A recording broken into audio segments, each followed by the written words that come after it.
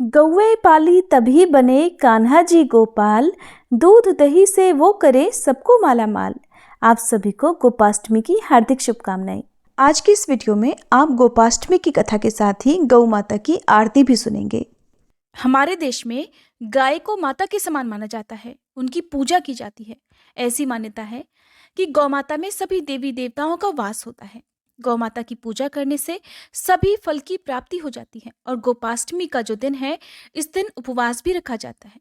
कार्तिक मास के शुक्ल पक्ष की अष्टमी तिथि को गोपाष्टमी के नाम से जाना जाता है। भगवान श्री कृष्ण और उनके भाई बलराम दोनों का ही बचपन गोकुल में बीता था, जो कि ग्वालों की नगरी थी।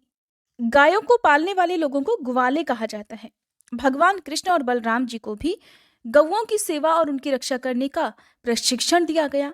गोपाष्टमी के दिन सूर्योदय से पहले उठकर नित्य कर्मों से निवृत्त होकर स्नान किया जाता है।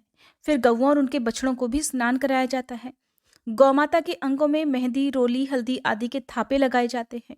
फिर गौओं को संपूर्ण रूप से सजाया जाता है। धूप, दीप, पुष्प, अक्षत, रोली, गुड़, जलेबी, वस्त्र और जल से गौ माता की पूजा की जाती है, आरती उतारी जाती है और इसी तरह से उनके बछड़े की पूजा भी की जाती है। पूजा करने के बाद गौ ग्रास निकाला जाता है। गौ माता की परिक्रमा की जाती है। परिक्रमा करने के बाद गौओं के साथ कुछ दूर तक उनके पीछे पीछे चला जाता है। ऐसा करने के पीछे मान्यता यह है कि आपकी सफलता के मार्ग खुलते चले जाते हैं। यदि आपके जीवन में आप कोई भी काम करते हैं, उसमें आए दिन बाधाएं आती हों, आप सफल नहीं हो पाते हो, तो गोपाष्टमी की पूजा करने से आपके रास्ते में, आपके काम में आने वाली सारी बाधाएं भी दूर हो जाती हैं। इस दिन गौ माता के साथ साथ अपनी सामर्थ्य के अनुसार ग्वालों को भी कुछ न कुछ उपहार अवश्य देना चाहिए। गोपाष्टमी की पौराणिक कथा के अनुसार जब कान्हा जी ने 6 वर्ष की आयु में प्रवेश किया, तब एक दिन वो अपनी मैया यशोदा से बोले कि मैया, अब तो हम बड़े हो गए हैं। तो मैया यशोदा बोली, अच्छा लल्ला, अब तुम बड़े हो गए हो तो बताओ अब हम क्या करें। तो कान्हा जी कहने लगे, मैया, अब हम बछड़े चराने नहीं जाएंगे, अब हम बड़े हो गए हैं, इसलिए अब हम गाय चराएंगे। क्योंकि तब ऐसा होता था कि जो छोटे छोटे बालक होते थे, उन्हें बछड़े चराने का काम दिया जाता था। गौ माता बड़ी होती हैं, तो उन्हें चराने के लिए बड़ी आयु के ग्वाले ही जाया करते थे। कान्हा जी का गौओं के प्रति और बछड़ों के प्रति प्रेम तो सभी को पता था। कान्हा जी की बात सुनी तो मैया कहने लगी, अच्छा ठीक है, अपने बाबा से पूछ लेना। मैया के ऐसा कहते ही झट से कान्हा जी तो नंद बाबा से मिलने और उनसे पूछने के लिए ही पहुंच गए। बाबा के पास पहुंचे और बाबा से कहने लगे कि बाबा, अब से हम गाय चराने जाएंगे। बाबा ने सुना तो बाबा ने भी कहा, अरे लाला, अभी तो तुम बहुत छोटे हो, अभी तुम केवल बछड़े ही चराओ, जब बड़े हो जाओगे तो गौवे भी चरा लेना। लेकिन कान्हा जी कहाँ मानने वाले थे। कहने लगे, बाबा, अब से मैं बछड़े नहीं चराऊंगा, मैं तो गाय ही चराऊंगा। जब कान्हा जी नहीं माने, तो फिर बाबा बोले, अच्छा ठीक है लाला, तुम पंडित जी को बुला लाओ, वो गौचारण का मुहूर्त देखकर बता देंगे, फिर उसके बाद से तुम गौवें चराने जाने लगना। कान्हा जी को बस इसी बात का इंतजार था। बाबा के मुंह से हाँ सुनकर झट से पंडित जी के पास दौड़ कर पहुंचे और बोले, पंडित जी, आपको बाबा बुला रहे हैं, गौचारण का मुहूर्त देखना है। और एक काम करना पंडित जी, आप आज का ही मुहूर्त बता देना। अगर आप ऐसा करेंगे ना, तो मैं आपको बहुत सारा माखन दूंगा। पंडित जी ने सुना तो कान्हा जी के मुख से माखन का प्रलोभन सुनकर पंडित जी समझ गए कि कान्हा जी को तो गौवे चराने की बहुत जल्दी है। अब पंडित जी नंद बाबा के पास पहुंचे, बार बार पंचांग देखकर गणना करने लगे। तब नंद बाबा ने पूछा, पंडित जी क्या बात है, आप बार बार क्या गिन रहे हैं। इधर कान्हा जी ने तो पंडित जी को पहले ही पट्टी पढ़ा दी थी। उन्होंने पंडित जी को ढेर सारा माखन देने का लालच जो दे दिया था। प्रभु के हाथों से माखन खाने का आनंद ही कुछ और है। पंडित जी नंद बाबा से कहने लगे कि क्या बताएं नंद बाबा जी, केवल आज का ही मुहूर्त है, उसके बाद तो अगले 1 वर्ष तक गौचारण का कोई मुहूर्त ही नहीं है। पंडित जी की बात सुनकर अब नंद बाबा ने भी अपने लाला को गौचारण की स्वीकृति दे दी।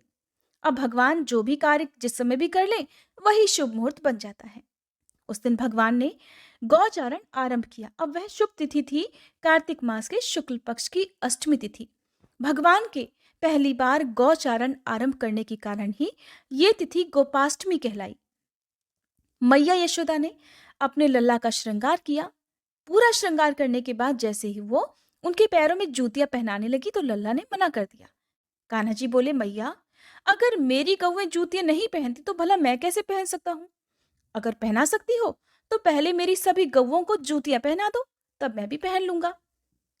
कहते हैं कि तब भगवान जब तक वृंदावन में रहे, उन्होंने अपने पैरों में कभी भी जूतियां नहीं पहनी। वो जब भी गौओं को चराने के लिए जंगल में जाया करते, नंगे पांव ही जाया करते। आगे आगे गौवे और उनके पीछे पीछे बांसुरी बजाते हुए कान्हा जी, उनके पीछे पीछे बलराम जी और उनके साथ उनके ग्वाल बाल चला करते। इस प्रकार से विहार करते हुए भगवान ने उस वन में प्रवेश किया। कहते हैं तभी से भगवान की गौचारण लीला का आरंभ किया। जब भगवान गौवे चराते हुए वृंदावन तक जाते तो उनके चरणों से वृंदावन की भूमि बहुत पावन हो जाती और वह वन गौओं के लिए हरी भरी घास से युक्त एक रंग बिरंगे पुष्पों की खान बन गया था। गोपाष्टमी के दिन गोवर्धन पर्वत, गाय और बछड़े और गोपाल जी की पूजा करने का विधान है। शास्त्रों में कहा जाता है कि जो भी व्यक्ति इस दिन गौओं को भोजन कराता है, उनकी सेवा करता है और शाम को गोधूली बेला में गौओं का पूजन करता है, तो उनकी सभी मनोकामनाएं पूर्ण हो जाती हैं और उनके साथ साथ कान्हा जी की कृपा भी उन पर सदा बनी रहती है। आज के दिन अगर श्यामा गाय को भोजन कराया जाए, हरा चारा खिलाया जाए, तो और भी ज्यादा अच्छा होता है। गाय को हमारे हिंदू धर्म में बहुत ही महत्वपूर्ण माना जाता है। हम गाय को गौमाता कहते हैं। तो जिस तरह से एक माँ अपनी संतान को हर सुख देना चाहती है, ठीक उसी प्रकार से गौ माता भी अपनी सेवा करने वाले सभी भक्तों को सारे दुखों से दूर कर देती है, उनकी हर मनोकामनाएं पूर्ण कर देती हैं। आज के समय में हर जगह पे आपको गौ माता नहीं मिल पाएंगी। शहरों में रहने वाले लोग अगर आसपास गौशाला में जाकर दान करें, अगर आपके घर पर ग्वाले दूध लेकर आते हो तो आप गोपाष्टमी के दिन जो भी गौग्रास निकालते हैं वो सब भी, या जो ग्वालों को उपहार दिया जाता है वो सब भी उन्हीं दूध वाले लोगों को दे सकते हैं।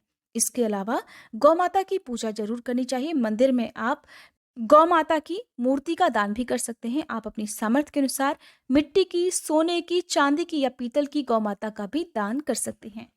गोपाष्टमी के दिन पूजा कैसे की जाती है, गोधूली बेला का मुहूर्त कब से कब तक रहेगा, इसकी जानकारी हमारे चैनल पर आपको पहले से ही मिल गई होगी। अगर आपने वो वीडियो नहीं देखी है तो जरूर देख लीजिएगा। आपको ध्यान रखना है कि गोपाष्टमी के दिन आप भूल से भी बहुत ज़्यादा ऑयली, बहुत ज़्यादा तला भुना, जैसे कि बहुत सारी मात्रा में पूरियाँ वगैरह गौ माता को या बछड़े को ना खिलाएं। ये सब चीज़ें उनके स्वास्थ्य के लिए बहुत ज़्यादा हानिकारक हो सकती हैं। अगर हो सके तो आप आटे का पेड़ा, गुड़ और रोटी, चने की दाल, हरा चारा, हरे मटर, ये सब उन्हें खिला सकते हैं। और गौ माता के चरणों की धूल परिवार के सभी सदस्यों को अपने माथे पर लगानी चाहिए। गौ माता की रक्षा करने का प्रण लेना चाहिए। जब भी गर्मी का मौसम आए उस समय यदि आपके आसपास से गौ माता जाती हो, बहुत से लोग अपनी गायों को ऐसे ही खुला छोड़ देते हैं, तो आप उनकी सेवा करने के लिए हरे चारे का और पीने के पानी का प्रबंध जरूर कर सकते हैं। ये थी गोपाष्टमी की कथा। अब सुनिए गौ माता की आरती। ओम जय जय गौ माता, मैया जय जय गौ माता। जो कोई तुमको ध्याता, जो कोई तुमको ध्याता, त्रिभुवन सुख पाता। ओम जय जय गौ माता। सुख समृद्धि प्रदायनी गौ की कृपा मिले, मैया गौ की कृपा मिले। जो करे गौ की सेवा, जो करे गौ की सेवा, पल में विपत्ति टले। ओम जय जय गौ माता।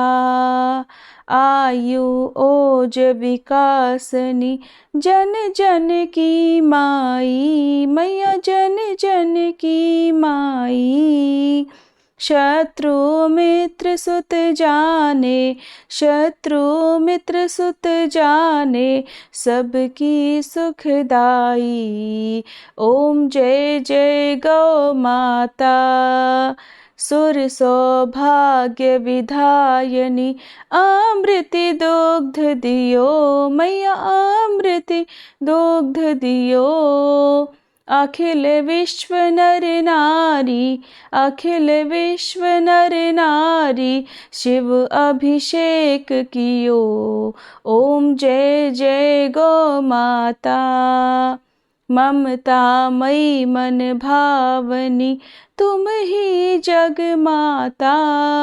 मैया तुम ही जग माता, जग की पालनहारी, जग की पालनहारी, कामधेनु माता। ओम जय जय गौ माता।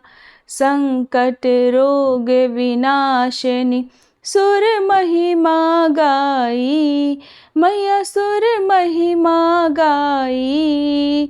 गौशाला की सेवा, गौशाला की सेवा, संतन मन भाई। ओम जय जय गौ माता।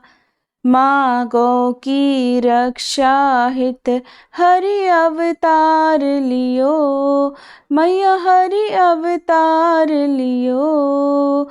गौपालक गोपाला, गौपालक गोपाला, शुभ संदेश दियो। ओम जय जय गौ माता। श्री गौ माता की आरती जो कोई सुत गावे, मैया प्रेम सहित गावे।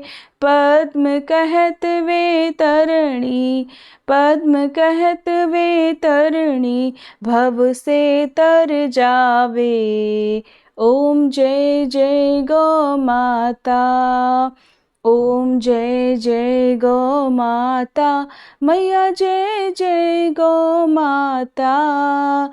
जो कोई तुमको ध्याता, जो कोई तुमको ध्याता, त्रिभुवन सुख पाता। ओम जय जय गौ माता। प्रेम से बोलिए गौ माता की जय। भगवान श्री कृष्ण की जय। उम्मीद है आज की ये वीडियो आपको पसंद आई होगी। अगर अच्छी लगी हो तो लाइक करके चैनल को सब्सक्राइब नहीं किया हो तो ज़रूर कर लीजिएगा, ताकि हमारे चैनल पर हर दिन अपलोड होने वाली वीडियोस की जानकारी आपको सही समय पर मिल सके।